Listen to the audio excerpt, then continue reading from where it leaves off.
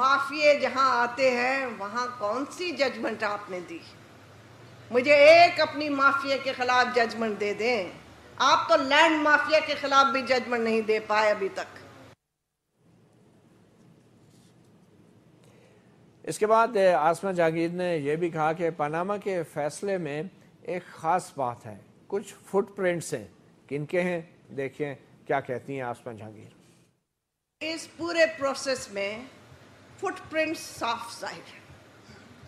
The footprints of the establishment are there. और ख़ास तौर पे जो फैसला आया है, फैसला तो कोई 10-15 सफ़े ठीक ठाक लिख लेते, कम अज़ कम नुसरत भुट्टो केस में फैसला तो ऐसा था कि पढ़ के कोई दिमाग लड़ाना पड़ा। इस फैसले को पढ़ते ही लोगों की जो एक एक्सपेक्टेशंस थी कि अब पता नहीं बोरियों की बोरियां निकलेंगी सोने की और पता नहीं डायमंड्स की, तो निकला बीच में से अकामा। निकला अकामा। और आसमा जहांगीर ने यह भी कहा कि जमहूरी पाकिस्तान के जो दुश्मन हैं वो बुनियादी तौर पे आइंदा नस्लों के दुश्मन हैं। जो डेमोक्रेटिक प्रोग्रेसिव पाकिस्तान के खिलाफ है, मैं समझती हूँ कि वो हमारी आने वाली नस्लों का दुश्मन है। और फिर ये भी खबरदार किया कि अगर फौज सियासत में आएगी तो ये तवक्को न रखे कि उस पर तनकीद नहीं होगी। अगर आपकी आर्मी सियासत में आएगी तो उसकी डिस्कशन होगी। हाँ, वो सरदों पे लड़ेंगे तो हम तालियां बजाएंगे, नगमे गाएंगे, हम अपनी जान निशावर करेंगे। मगर अगर आप सियासत में आएंगे तो फिर हम अपने हकूक नहीं आपको सल्ब करने देंगे। यहाँ पे अभी तक पाकिस्तानी कौम में वो जान है कि हम आपकी बंदूकों के सामने अपनी कलम और अपनी आवाज़ से आपको शिकस्त देंगे।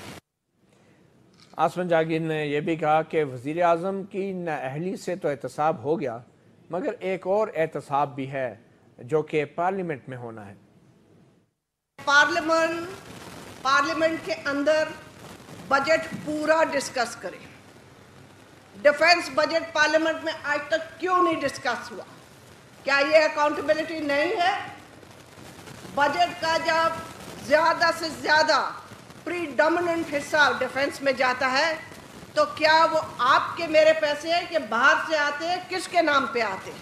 हमें क्यों ना पता होना चाहिए?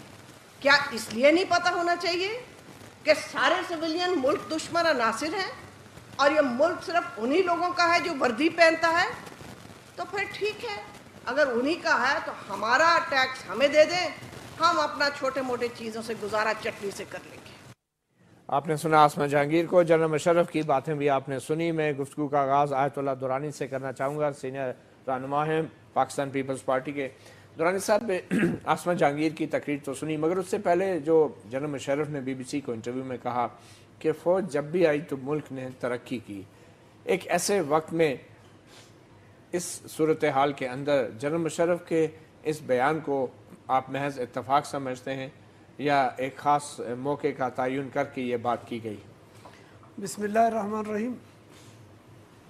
डिस्कशन नहीं होना चाहिए था, लेकिन शुरुआत हो चुकी हैं और अदारों को कहना चाहिए था कि जैसे बहुत सारी जगहों पर वो कहते हैं कि ज़रा ख्याल रखें, मुशर्रफ का मौजू नहीं छेड़ना चाहिए था, उसको आना नहीं चाहिए था, लेकिन आ गया। अब हम थोड़ा सा एक लम्हे के लिए पीछे चले जाते हैं। उसने याह्या खान को भी छेड़ा, तो याह्या खान का फ़ैसला तो 65-64 में हो गया था ना कि मशरक़ी पाकिस्तान को छोड़ना है, और छेड़ना है तो छोड़ना है। ये हमने नहीं किया था, पिंडी ने किया था ना, यानी आर्मी ने किया था। इसमें कोई याह्या खान को हमने नहीं बिठाया था। जनरल गुलशन को, जनरल टिक्का खान को हमने अपॉइंट नहीं किया था, जनरल्स वही थे। उनके हमने याह्या खान को थोड़े बोला था कि रानी के साथ जो है ना अपने गैराज में सो जाओ, वहाँ पर रहो। हमने कब किया था? ये तो उनकी कहानी है। और ये अगर यहाँ पर मतिउल्लाह जान, आप उस पाकिस्तान को समझते हैं, अगर यहाँ पर CIA का नया प्रोजेक्ट आ रहा है, जो कि आ रहा है, तो फिर उसमें ये कहानियाँ हैं छोटी छोटी। इसका मतलब है कि यहाँ पे मार्शल लॉ लगेगा। کیونکہ جب ضیاء الحق آیا تھا تو اس سے پہلے بھی یہاں پر آنا تھا رشینز کو، تو ضیاء الحق KGB کے فرمائشوں کو پورا کرنے کے لیے تیار ہو کے بیٹھا ہوا تھا اور ان کی فرمائشوں کو دیکھتا تھا، KGB کے روس کے۔ بعد میں تو CIA نے اس کو ڈبل معاملے میں چت کر دیا۔ سنیے پھر مشرف صاحب ادھر نہیں آئے، مشرف صاحب نے کہا کہ میں جانتا ہوں کہ مجھے دھکا کس نے دیا۔ اس وقت تو گراؤنڈ میں تو جنرل مامو تھے، 4 دن پہلے فیصلہ ہوا تھا جب جنرل بٹ صاحب جو ہے نا وہ گئے تھے اور صبح بیٹھ کر کے وہاں پر انہوں نے اس کو باہر گیٹ کے باہر بٹھایا ضیاء الدین بٹ کو، تو اس کو اس وقت پتہ چلا، اس کو تو پتہ ہی نہیں تھا۔ یہ جنرل مشرف جو ہے نا اس وقت سری لنکا میں اور وہ کسی جگہ پہ پریڈ میں انڈین آرمی کے چیف کے ساتھ سرگوشی میں بیٹھے ہوئے تھے۔ سنیے نہیں کیوں نہیں، یہ تو آپ کے آپ ڈان اٹھائیں، اس زمانے کے تصویریں اٹھائیں، آپ کو یاد نہیں ہوگا حضور، یہ تصویر نمبر 1 ہے اس وقت کے تصویروں میں فرنٹ پیج پر۔ خطرات کی طرف آسما جہانگیر اشارہ کر رہی ہیں، کیا وہ خطرات موجود ہیں ابھی؟ دیکھیں کئی چیزوں کی پھر رسوائیاں ہوں گی، بہت سارے ڈسکشنز ہوں گے اور اس کی وجہ سے ایک افراتفری کی خوشبو آ رہی ہے۔ ابھی تک رسوائیاں نہیں ہیں، ابھی تک افراتفری نہیں ہے۔ سنیے اگر یہ افراتفری پہ ملک چلا گیا تو جس کا خدشہ ہے وہی ہوگا۔ آپ کے آر پار کی گنجائش جو ہے نا، نیٹو نے اور امریکہ نے ارد گرد کے ماحول میں اپنے افرادی قوت کو بڑھا دیا ہے، اور اس بڑھاوے میں اگر ادھر افراتفری ہو گیا اور یہاں کے جو فورسز ہیں جو اس وقت تمام فورسز ان کا مقابلہ کرنے کے لیے جا رہے ہیں، جب وہ تقسیم ہو جائے گا سویلین اور اس کے بیچ میں سے، پھر آؤٹ آف کنٹرول ہوگا، کیونکہ فوجی نے دل آزاری کی ہوگی، پھر یہی میڈیا جو اس وقت بھی تقسیم ہے وہ ڈبل تقسیم ہو جائے گا، اور جن کے کہنے پر ہوگا تو پھر یہ ملک یکساں نہیں ہوگا، اس کے نقشے کو خطرہ ہوگا۔ پیچھے کس نے ہٹنا ہے؟ پیچھے دیکھیں صاف بات ہے، اگر یہاں کا نیا امریکن پلان آیا ہوا ہے تو مشرف ضرور وہاں سے لندن سے بیٹھ کے اس کو اناؤنس کروا رہا ہے، لیکن اگر یہاں پر کوئی نہیں ہے تو پھر چین کو روکنا ہے اور کام کرانا ہے، تو چین تو کام کر رہا ہے، روڈ نے بننا ہے، پاکستان نے ترقی کرنا ہے، قرضے پر نہیں ہو سکتا۔ پاکستان کو پرامن رہنے تو فرمائشیں باہر سے مت چھوڑو تو پھر کام ٹھیک ہو جائے گا۔ مختصر سا ایک انٹرویو سناتے ہیں ایڈوکیٹ اکرم شیخ کا، جو کہ حکومت کی طرف سے پروسیکیوٹر مقرر ہوئے ہیں، چیف پروسیکیوٹر جو جنرل مشرف کے خلاف حکومت نے مقرر کیے تھے۔ انہوں نے کچھ نئے انکشافات کیے ہیں کہ کس طریقے سے ان پر اور ان کے اہل خانہ پر دباؤ ڈالا گیا جنرل مشرف کے خلاف مقدمے کی سماعت کے دوران۔ سر جنرل مشرف یہ بھی کہہ چکے ہیں کہ جنرل راحیل کے دباؤ پہ ان کو باہر جانے دیا گیا، تو بطور پروسیکیوٹر یہ کیسا لگتا ہے آپ کو یہ بیان؟ میں سمجھتا ہوں کہ جنرل پرویز مشرف خود کہہ رہے ہیں تو مجھے اس میں شبہ کرنے کی کوئی گنجائش نہیں ہے۔ I have personally faced a situation of hostile vicissitude constantly، اور وہ جو ہے وہ جنرل پرویز مشرف کی بات کی میں بالکل تائید کرتا ہوں۔ جہاں تک میری ذات کا تعلق ہے تو آپ کو پتہ ہے کہ میری اہلیہ کچھ بہت زیادہ صحت مند نہیں تھی میری طرح۔ ان کو رات کے 9 بجے ایک فون آتا تھا کہ تمہارے خاوند کو قتل کر دیا گیا ہے، اس کی گردن ایک طرف پھینک دی ہے، اس کی جسم دوسری طرف پھینک دیا ہے کسی نامعلوم مجرمان نے، تو آپ اپنے ڈرائیور کو بھیج کو ان کو ملا لیں۔ آپ بتائیں ایک بیمار خاتون کو رات کے 9 بجے فون آئے، اس کے بعد پھر کو 11 بجے فون آتا کہ جی وہ آپ کا بیٹے کو یہ کر دیا گیا ہے۔ میں نے باقاعدہ لکھ کر تحریری طور پہ ان سے ریکویسٹ کی کہ میرے ٹیلی فون کو آپ ٹیپ کریں اور جو اس طرح کی obnoxious کالز آ رہی ہیں ان کا مجھے ٹریس کر کے بتائیں۔ نہیں ہوا تو انہوں نے یہ بتایا نہیں، انہوں نے بتایا، انہوں نے کہا جی کالز آتی ہیں، ہم ٹریس کرتے ہیں، ہم کالز کو سنتے ہیں۔ یہ یقیناً بہت ہی پریشان کن صورتحال ہے، لیکن وہ اس طرح کرتے، بڑا پروفیشنلی کرتے ہیں، ایک سم لیتے ہیں، اس سے فون کرتے ہیں، اس کے بعد سم کو ضائع کر دیتے ہیں۔ آپ نے سنا ایڈوکیٹ اکرم شیخ کو، جو پروسیکیوٹر تھے، انکشافات کر رہے تھے اس دھمکی آمیز صورتحال کی جس کا انہوں نے سامنا کیا جنرل مشرف کے خلاف آئین سے سنگین غداری کا مقدمہ چلاتے ہوئے۔ ملک اسد صاحب، ایڈوکیٹ اکرم شیخ کو بھی آپ نے سنا، اور آج جنرل مشرف بھی جس اعتماد سے بیانات دے رہے ہیں، تو آپ کو لگتا ہے پاکستان میں جمہوریت کا مستقبل جو ہے وہ جنرل مشرف کے کیس کے اس فیصلے سے جڑا ہے، اور کیا یہ کسی منطقی انجام تک پہنچے گا یہ مقدمہ؟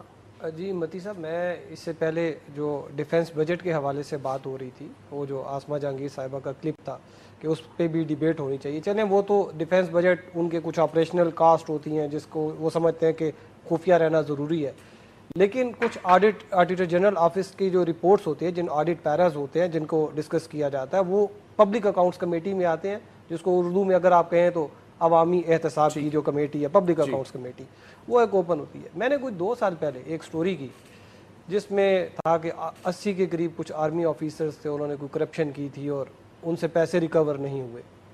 وہ سٹوری چھپی، 3 دن تک تو وزارت دفاع کلیریفیکیشن دیتی رہی. خیر وہ جو بھی تھا وہ ہم نے اس کا جو تھا وہ کر دیا. سٹوری تو ٹھیک تھی، ڈاکومنٹڈ تھی، لیکن اس کے بعد کیا ہوا کہ جب نیکسٹ میٹنگ تھی ڈیفنس منسٹری کی تو وہاں پہ public account committee, public accounts committee next meeting parliament میں اوپن ہوتی ہے، اور اس کا باقاعدہ انویٹیشن آیا تھا کہ آپ میڈیا والوں کو ہے اور آپ کوریج کریں. جب وہاں پہ گئے تو پتہ چلا جی یہ تو ان کیمرہ ڈیفنس سیکرٹری کی ریکویسٹ پہ وہ ان کیمرہ، اس کے بعد وہ ان کیمرہ ہی چلتی رہی. اب چلیں آپ اس پہ آئے نا ذرا، ایڈوکیٹ اکرم شیخ صاحب جو کہہ رہے ہیں. اکرم شیخ صاحب کا جو دیکھیں جی دباؤ کی میں آپ کو بات بتاؤں تو جنرل مشرف جب آئے تھے یہاں پر شروع میں ان کے اوپر جو کیسز وغیرہ جب چلے تھے، شروع میں کچھ سچویشن ڈیفرنٹ تھی، لیکن بعد میں جو بے نظیر بھٹو مرڈر کیس بھی تھا، دوسرا اور بھی کیسز تھے، لیکن بعد میں آہستہ آہستہ ان کو ایک سپورٹ جس کو بظاہر میں یہی سمجھتا ہوں کہ ایک انسٹیٹیوشنل سپورٹ بعد میں ان کو ملنا شروع ہو گئی. اور وہ اس کا پیک کا ٹائم جو تھا وہ ہائی ٹریزن کیس میں تھا. آپ بھی وہاں پر آتے تھے، آپ کو یاد ہوگا جنرل صاحب جس دن پیش ہوئے وہاں پر 31 مارچ کو شاید وہ پیش ہوئے تھے، جس دن ان کی انڈائٹمنٹ ہوئی تھی فرد جرم جب آئے تھے. اچھا ججز نکلنا چاہ رہے تھے تو ان کو بتایا گیا کہ جی آپ نہیں جا سکتے، ادھر ہی آپ بیٹھے. ججز کو روک لیا گیا، ججز کو ڈیٹین کر دیا گیا، ملزم نے نکلنا ہے، وہ جب تک یہاں سے نہیں جائیں گے، ہم کلیئر نہیں ہوگا تو ہم نہیں. آپ دیکھیں کہ اب اس قسم کی سچویشن. اچھا ملک اسد مجھے یہ بات بتائیں نا کہ کیا آپ کو حکومت سنجیدہ نظر آ رہی ہے مشرف کے خلاف مقدمے میں، اور یہ کس نے بھیجا مشرف کو باہر؟ آپ کی ماہرانہ رائے کیا ہے؟ جی دیکھیے شروع میں تو ان میں کچھ سنجیدگی نظر آ رہی تھی. گورنمنٹ کی طرف سے یہ دیکھا جائے تو جو انویسٹیگیشن آئی گئی تھی، حکومت نے جو بھی ایویڈنس تھے ان کے خلاف وہ سارے انہوں نے پروڈیوس کر چکی ہے. حکومت سارے ایویڈنس جو ہے وہ پروڈیوس کر چکی ہے. جو گواہان تھے، وہ جو پراسیکیوشن وٹنسز تھے، ان سب نے اپنے اپنے بیانات جو ہیں وہ ریکارڈ کرا چکے ہیں، اور وہ بھی تقریباً 2 سال سے زائد ہو چکا ہے. اب باری تھی 342 CRPC کے مطابق جو سٹیٹمنٹ ہوتی ہے وہ ایکیوز کی خود ہوتی ہے. اور یہ بھی میں آپ کو بتاؤں جو ایویڈنس جو جنرل صاحب کے خلاف جو پیش کیے گئے وہ انہوں نے جھٹلائے نہیں، اور انہوں نے یہ بھی نہیں کہا کہ انہوں نے ایمرجنسی نہیں لگائی. ان کا جو ڈیفنس میں صرف ایک چیز آتی تھی، وہ یہ کہتے تھے اچھا ٹھیک ہے میں نے تو کیا ہے، لیکن میرے ساتھ یہ کور کمانڈر تھے، یہ آرمی کے جو پولیٹیشینز تھے یہ میرے ساتھ تھے، یہ اسمبلیوں کے لوگ تھے، یہ سول بیوروکریسی کے. 342 سٹیٹمنٹ کا مرحلہ ہے، مشرف واپس آئیں گے تو گٹارے میں کھڑے ہو کے وہ بیان ریکارڈ کرائیں گے. وہ اگر دیکھیے ان کو باہر واپس آنے کی بھی ضرورت نہیں ہے، ان کا ویڈیو لنک کے ذریعے بھی بیان ریکارڈ ہو سکتا ہے اگر حکومت چاہے تو. لیکن بات یہ ہے کہ جب ان کا بیان ریکارڈ ہوگا تو ججمنٹ فیصلہ دینا پڑے گا. یا ان کو باہر بھیجنے میں کس کی ذمہ داری ہے، عدلیہ کی یا حکومت کی؟ دیکھیے بات یہ ہے کہ عدلیہ کی بھی ہے اور حکومت کی بھی. حکومت اور جب انہوں نے بیل کے لیے اپلائی کیا شروع میں تو ان کی ساری بیل ریجیکٹ. سپریم کورٹ نے تو یہ کہا تھا کہ اگر حکومت چاہے تو ان کو روک سکتی ہے. دیکھیے سپریم کورٹ نے یہ تو کہا تھا، لیکن وہ جو ریمارکس کے دوران جو چیزیں ہوتی ہیں اس کو بھی لوگ آرڈرز جو ہے وہ زیوم کرتے ہیں کہ شاید یہ ریمارکس مشرف صاحب کے حق میں ریمارکس مطلب کہ ان کا یہی تھا کہ یہ اس کو آپ کیسے روک سکتے ہیں. اور ٹھیک ہے دیکھیے اگر میں کچھ لیٹسٹ سچویشن ہم نے ایڈوکیٹ اکرم شیخ صاحب سے بھی جاننے کی کوشش کی تھی کہ آخر یہ کیس جو ہے کس مرحلے پہ ہے اور کیا مشرف صاحب کو واپس لایا جا سکتا ہے یا نہیں. دیکھتے ہیں ایڈوکیٹ اکرم شیخ صاحب نے جنرل مشرف کے کیس کے حوالے سے اس کی میں پیش رفت کے حوالے سے کیا بتایا. میں یہ سمجھتا ہوں کہ یہ اگر یہ جو جنرل پرویز مشرف کا جو یہ انٹرویو ہے یہ ہمارے اس نازک مرحلے پر پاکستان کی قوم کو افواج پاکستان سے دور کرنے اور ان کے اندر ایک ایسی کنٹروورسی شروع کرنے کی کوشش ہے جس کوشش سے آج ہمیں پوری طرح ہوشیار ہونا چاہیے اور ہمیں اوائڈ کرنا چاہیے. یہ بات کہ فوج جب آتی ہے ملک کی اصلاح کر دیتی ہے اور سویلین ملک کو برباد کر دیتے ہیں، میں سمجھتا ہوں کہ اگر رب کریم نے اس کائنات پہ حاکمیت کا حق اگر فوج کا ہوتا تو پھر ہمیں پیغمبر اور نبی علیہ الصلاۃ والسلام کی بجائے ہمارے اوپر جرنیل اور ہمارے اوپر اس طرح کے لوگ جو تھے وہ ہماری ہدایت کے لیے تشریف لاتے. اور پھر آپ کو پتہ ہے کہ ایک ہماری روایت تو یہ نہیں ہے. ہماری روایت تو یہ ہے کہ فوج نے پہلی بات تو یہ کہ بہت محترم ادارہ ہے، ملک کی سلامتی کے لیے بھرپور کردار ادا کرنا چاہیے اور کر رہی ہے. لیکن جب انہوں نے ٹیک اوور کیا ہے، اس ٹیک اوور کو کانسٹیٹیوشن نے اپنے زندگی کے مسلسل تجربات کے بعد 1973 کے دستور میں ایک ایسا جرم کا قرار دے دیا جس کو ہائی ٹریزن کے جو ہے کا نام دیا گیا ہے، سنگین غداری کا نام دیا گیا ہے. ایڈوکیٹ اکرم شیخ، ہم کیس کے حوالے سے آپ کو نہیں سنا سکے، مگر جنرل مشرف کے حوالے سے ان کے جو انٹرویو ہے اس حوالے سے وہ اپنے رد عمل کا اظہار کر رہے تھے. ملک صاحب آپ کچھ کہنا چاہ رہے ہیں؟ میں یہ کہنا چاہ رہا تھا کہ حکومت شروع سے ہی ان کو سزا دلانے میں دلچسپی نہیں رکھتی تھی، کیونکہ ایک انڈیکیشن کئی حلقوں سے یہ آیا تھا کہ وہ یہ چاہتے تھے کہ یہ آئیں اپنا چارج شیٹ لیں، فرد جرم جب عائد ہو جائے اس کے بعد پھر یہ کہیں چلے جائیں، کہیں آگے پیچھے چلے جائیں، ہم بھی اس پہ خوش ہو جائیں کہ چلیں جی ان کے اوپر ایک الزام لگا رہے گا اور یہ ہمارا بھی مقصد پورا ہو جائے گا. اسی وجہ سے انہوں نے بعد میں ان کو جانے بھی دیا. آیت اللہ درانی صاحب، اب آپ کو یہ لگ رہا ہے جس طرح کہ خدشات کا اظہار آسمہ جہانگیر بھی کر رہی ہیں اور انہوں نے آپ نے سنا بھی کہا کہ جو سپریم کورٹ نے پاناما کا فیصلہ دیا ہے اس میں اسٹیبلشمنٹ کے فٹ پرنٹس ہیں، بلکہ انہوں نے یہاں تک کہا کہ ہم نہیں چاہتے کہ پارلیمنٹ جو ہے وہ سپریم جوڈیشل کونسل جو کہ ججوں کا احتساب کرنے والا ایک فورم ہے آئینی، اس میں بھی ایم آئی اور آئی ایس آئی کے لوگ بٹھا دیں، ہم تو اس کی مخالفت کریں گے. تو آپ کے خیال میں جو پاناما کا یہ فیصلہ ہے، کیا آپ کو واقعی اس میں اسٹیبلشمنٹ کے فٹ پرنٹ لگتے ہیں؟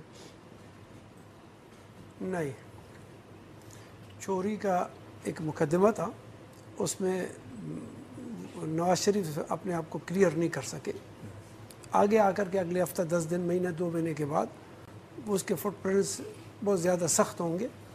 وہ ایسا نہیں ہے، اس میں ایجنسیز نہیں ہے، یہ کوئی پوزیشن ایجنسیز والا نہیں تھا. ریکارڈ کے مطابق وہ بول نہیں سکا کہ بھائی یہ گھر کیسے بن گیا، مستری کا نام تو ایجنسیوں نے کی ہے. ویسے تو انویسٹیگیشن تو ایجنسیوں نے، اور جو اقامے والا جو ثبوت تھا وہ تو ایم آئی کا بندہ لے کے آیا تھا ساتھ میں ایک.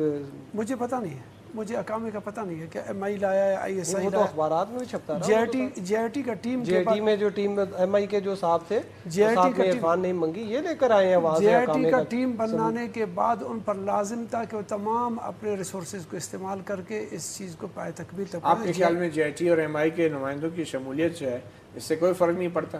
جے آئی ٹی میں ہمیشہ ہی ہوتے ہیں، ہمیشہ ہوتے ہیں، چاہے آپ کو کرپشن کے معاملات میں بھی، چھوٹے معاملے میں بھی ہوتے ہیں. تو جب ڈاکٹر عاصم حسین کو پکڑا تھا سندھ میں تو اس جے آئی ٹی کے اندر تو آپ لوگوں نے بڑا شور ڈالا تھا کہ اس میں یہ جے آئی ٹی میں کیا کام ہے. اگر ہم نے کیا تھا غلط کیا تھا، اگر ہم نے کیا تھا غلط کیا تھا، لیکن جے آئی ٹی میں یہ ہوتے ہیں، آئی ایس آئی اور ایم آئی والے اور ادارے ہوتے ہیں. ایک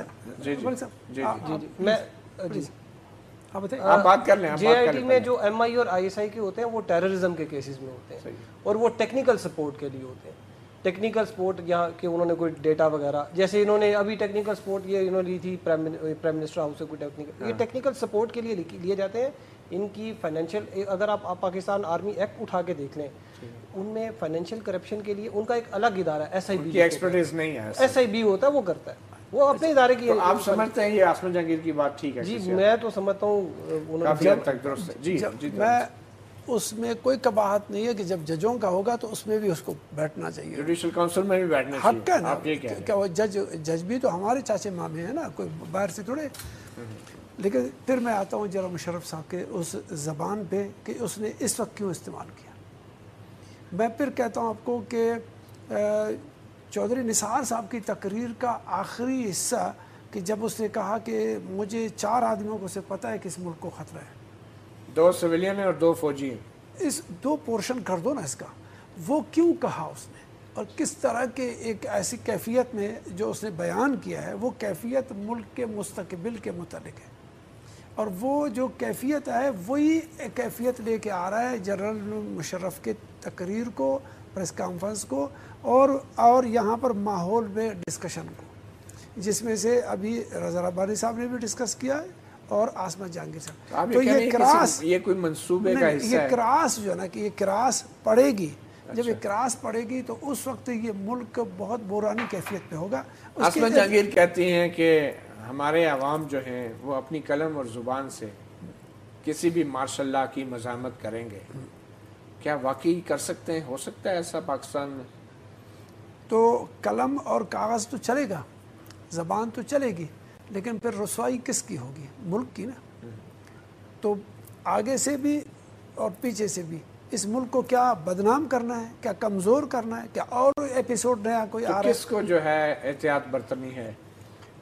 सबसे पहले सियासतदान, दूसरी बात ज़बान आम में जर्नल और जज, और सब पाकिस्तानियों को मोहतात तरीके से आज के माहौल में चलना चाहिए.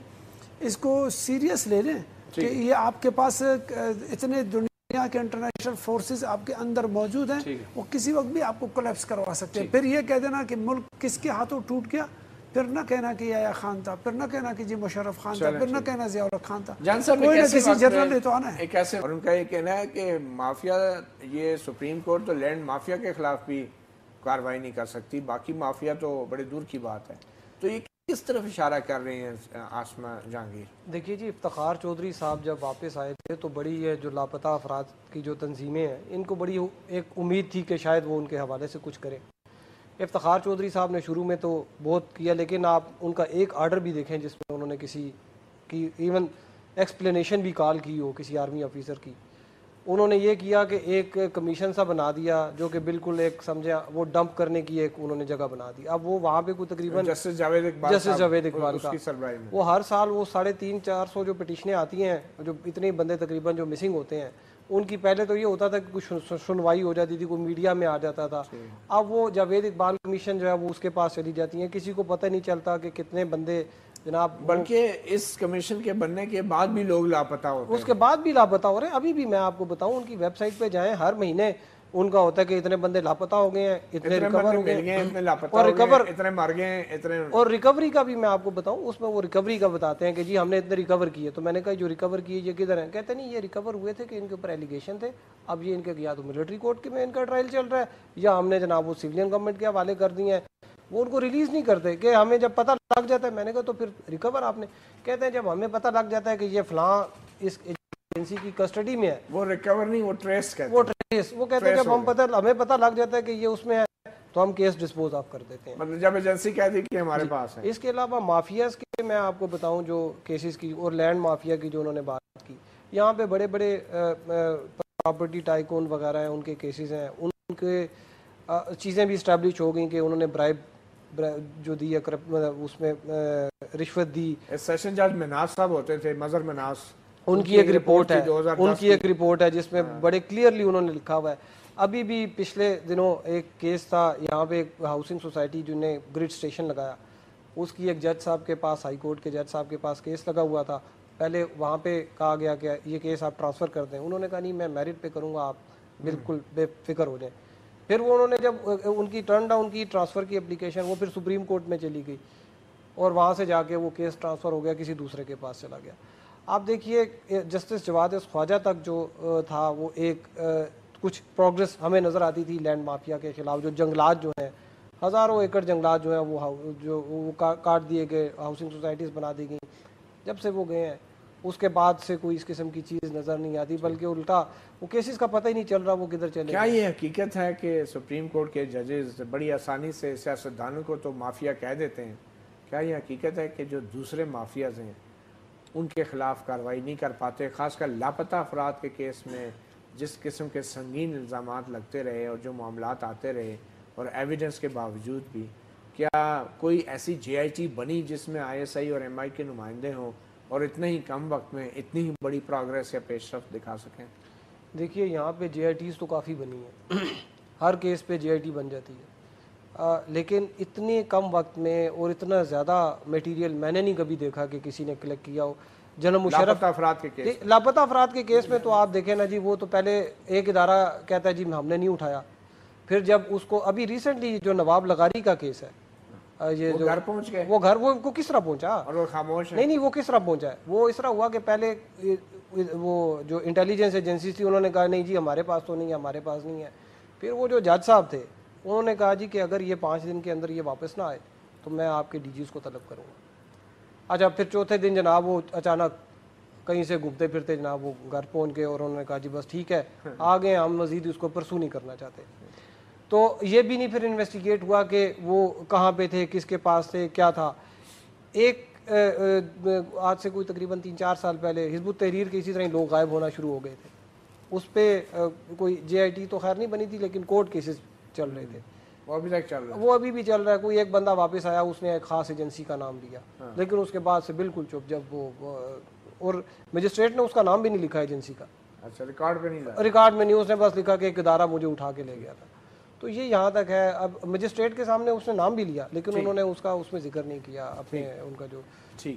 آیت اللہ درانی صاحب، آپ سمجھتے ہیں کہ جو آج جنرل مشرف کا بیان ہے، اس بیان سے آپ اتفاق کرتے ہیں؟ انہوں نے مثال بھی دی فیلڈ مارشل ایوب خان کے دور میں بہت ترقی ہوئی، ٹھیک ہے، اور ہمیشہ جو ہے فوج جو ہے وہ ملک کو پٹری پہ ڈالتی ہے اور سویلین حکومت جو ہے وہ بیڑا غرق کرتی ہے۔ تو اس بیان کے حوالے سے آپ بطور سیاستدان کیا آپ کے احساسات ہیں؟ جس کا سبجیکٹ نہیں ہوتا ہے نا وہ پھر دوسرے کے سبجیکٹ کو ڈسکس کرتا ہے۔ پالیٹکس جرنلز کا سبجیکٹ نہیں ہے، 9 سال حکومت کر سکتے ہیں اور سبجیکٹ نہیں ہے نا۔ اسی تناظر میں تو آپ سے پوچھ رہے ہیں کہ یہ جو کہہ رہے ہیں وہ جو مینٹل اپروچ ہے نا وہ سبجیکٹ ہوتا ہے، وہ نہیں ہے ان کا معیار نہیں ہے اور لیول نہیں ہے اس کا۔ کیسے نہیں ہے لیول؟ 5 منٹ کے اندر جنرل عزیز کے متعلق اور جرنلوں کے متعلق ایک انٹرویو اس نے ٹی وی میں دیا تھا، اس نے وہ الفاظ استعمال کیے جو عام حالات میں ہم اپنے قریبی دوست کے ساتھ بھی بہت ہی فرینک ہوتا ہے۔ مشرف نے۔ اچھا، وہ دیکھو وہ مینٹل اپروچ نہیں ہے عوام کے ساتھ، عوام کے سبجیکٹ کو دیکھو۔ میرا مینٹل اپروچ نہیں ہے فوجی سٹائل کا وہ زندگی گزارنا۔ تو پھر یہ 9 سال کیسے گزار جاتے ہیں؟ ابے اس نے کب گزارا؟ CIA نے گزروایا، زبردستی کر رہے ہو، کیا بات کر رہے ہو؟ NRA تو آپ بھی ان کے ساتھ کرتے ہیں، معاہدے آپ کرتے ہیں ان کے ساتھ۔ ہم بھی اسی پیرائے میں آ گئے تھے نا، CIA کے۔ چھوڑ دیجئے اب وہ پوری بات کریں، کھل کے بات کریں نا، آپ تو عوامی آدمی کھول کے بول دیا وہ تو فوجی ہمارا، وہ آپ تو عوامی ہے۔ وہ ٹیلی فون میرا توڑا ہی تھا کہ جس میں وہ چت ہو گیا تھا، وہ میرا ٹیلی فون توڑا ہی تھا۔ وہ CIA جب ادھر سے آتا ہے نا تو پھر اس کے بعد جب اثاثے باہر ہوں نا تو ٹیلی فون کو پھر بندہ سیریس لیتا ہے، اثاثے باہر نہ ہو تو لفٹ ہی نہیں دیتا اس کو۔ ابھی بھی اثاثے باہر ہیں، پرواہ مت کرو اس بات کا۔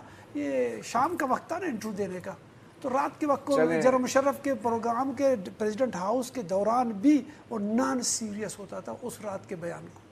اس لیے جب آپ کو اگر یاد ہوگا کہ جب یہاں پر چائنا کا پریزیڈنٹ آیا تھا اس نے 2:30 بجے رات کو بلایا تھا، تو اس وقت وہ اسی حالت میں تھے جو آج کیفیت۔ چلیں یہ میرے خیال میں BBC کو انٹرویو دیا ہے انہوں نے، اور وقت کا ہمیں نہیں پتا۔ سنیے BBC کا مقصد تھوڑے ہوتے خانہ کعبہ میں وہ طواف کعبہ کے دوران تھے۔ وہ جو بھی بیان دیتا ہے اس وقت ایک سویلین کاؤنٹ نہیں ہو رہا۔ اگر وہ اس طرح کے بیانات کرے گا تو پھر فوج پر گفتگو ہوگی۔ اس لیے آسمہ جہانگیر صاحبہ نے درست فرمایا کہ اگر آپ پھر ڈسکس کریں گے تو شٹ اپ کال فوج کو چاہیے کہ اپنے ایسے لوگوں کو دے کہ یہ آپ کا سبجیکٹ نہیں ہے، آپ نہیں آ سکتے۔ بہت سارے جنرلوں نے ٹرائی کیا، بعد میں نہیں آ سکے۔